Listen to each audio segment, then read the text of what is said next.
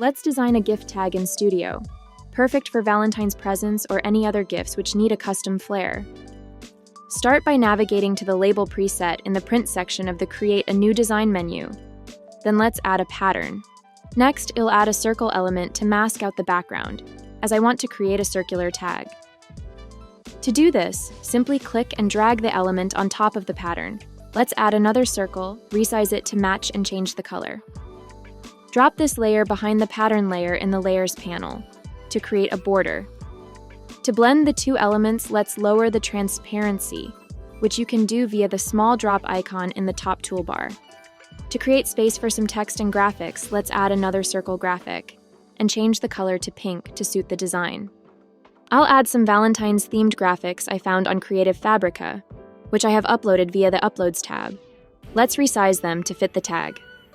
Lastly, we can add a little Cupid for one more bit of detail. Color match this to the text. Let's add one final small white circle at the top of the tag as a guide for where to punch out a hole to tie it to your gift. Have fun and experiment with your own designs and combinations.